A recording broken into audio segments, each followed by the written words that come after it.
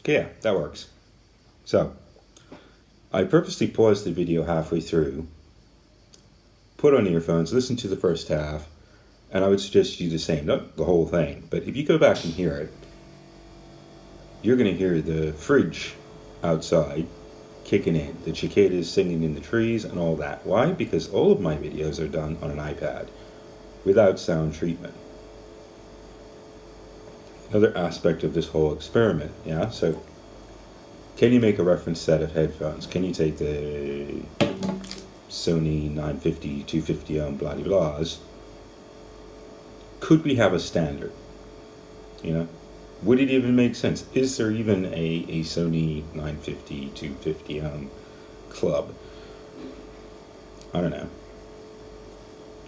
But in the interest of doing that, I considered all the videos that I've done, which I tend to shoot in different rooms in the house or in the office or on the road, and the sound is always going to be the sound, whatever it is.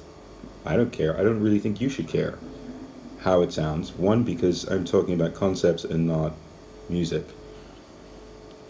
And, you know, if you want to hear reference sound or stuff like that, somebody like Jason Sudeikis would be the guy to go and see, who's going through all of this production value to produce the most accurate thing possible to make his point. I've really got to try and get his accent down. But, hey Jason. I would really be interested in your views here, or Cordy's, or any of the other YouTubers out there who their bread and butter is saying, look at the Helix, is this good? Or look at the Boss thing, is that good? Or whatever. They're taking the time, they're producing a studio-like environment, I would assume, and they're actually going through and marking out the volume levels and tweaking and testing and going through a ton of work, whereas I'm just sitting in front of an iPad hitting record. I think for the vast majority of us, that's all we really want to do. You know, like we would come up in person and talk to one another about references. It really does occur to me that for every day when I get a question coming through in the groups that I manage, what's the best FRFR? The question for me is, think about this, you know, especially you Media Mad Scientists. We're talking references here. Let's say we all went out and got the 108 Headrush speaker, or the 112, you know, the popular one, an alto speaker. It's a speaker. No big deal. Where you put that speaker in the room, with reference to the floor, with the angulation that's coming up towards you, how the sound is shooting around, what fridges and surfaces you have all in reference to you are creating your own environment.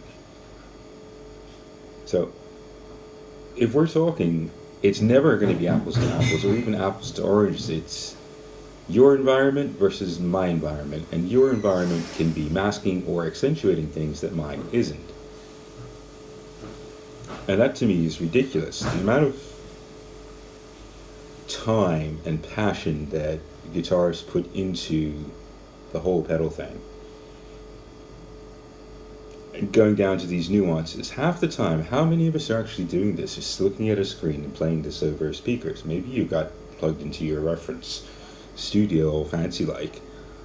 But I think the vast majority of us don't do that. We're just normal people going around, meeting up, and having conversations about sound, which is what everybody wants to do.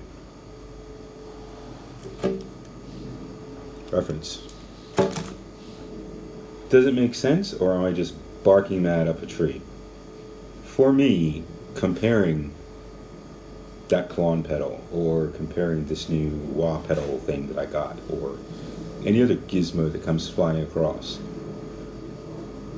I never make references to sound, or when because I just simply don't believe it. I don't believe you can get the audio fidelity through the compression of YouTube and all that. To me, it's a bit of a gimmick. Not them having a bitch or a moan at anybody in the YouTube world. The work that they do to make the thing sound as good as it does, great, but they open themselves to the whole shill thing. I personally think that's ridiculous. You know, with the effort that I put into making a video, which is next to nothing, I think about it. I look at someone like Jason Sudeikis and think, God, man, that guy's really sweating it. Or anybody else, Rubio or whoever, Steve Sterlacci, Michael Westfield, freaking great video there. That's my burning question. With all of the effort that's going into producing these things, the playback system is variable all over the place. So what each one of us is hearing, it needs to be acknowledged, is going to be different. Does it make a difference? I think it does. Is it worth resurfacing a room that everyone's going to do it? Nobody can do that. So pick a set of headphones. If all the headphones are different, well, either pick the same set of headphones or run it through some sort of software processing thing which will produce a fake environment. I think that's the key. You need a controlled environment to give you a reference sound, a shareable controlled environment. And I don't know of any speakers that can do that. Maybe it doesn't make a difference. Maybe the Sony Club of Steve Sterlacci could be a thing. Why not? But that's my first super huge question to the YouTube community out there. If you could change your workflow and come up with a lovely flat reference, would you? Are there enough people out there to even make it worth the while? Could you say, okay, put on headphones, but put on these headphones? Or, you can't profile everything and get everything exact. Don't know. Could be I'm barking up the wrong tree here, but for every comparison that I'm doing on a sound level, I'm super cognizant of the fact that everything around me is having an effect on that. And I'm trying to change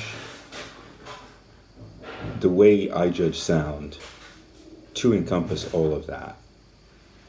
And on the road, earphones make sense. Not that I'm pushing these, but a reference sound makes sense. And at that point, we can start talking about things that really shine, like the pickup, like the guitar, like the attack, like the whatever latency you're going to get across a helix or across a boss unit or across a headrush thing or whatever. If you're inputting into the system and that's changing latency and that's changing sound and that's changing everything, and then your output system accounts for more than 50% of the sound, the IR you're using, the speaker projection, the room you're in, can all of that be controlled so that you have a reference point, so that you can talk? Don't know if I can stitch Lewis's video in. I can't seem to get it down. But the first thing that I noticed that really surprised me in playing is, one, we both play in completely different methods. I give him my preset, which to me has a pick attack, transients, all sorts of really cool things that excite me enough to the point there and think, okay, I need to get that out of here and into the helix so that I can record it and share it with someone else and talk about it. And say, this SDD 300 whatever delay down the end, what was the deal with that? What happened with that thing? When did it come out? So, is there enough of a similarity across construction tolerances so that that could become a reference?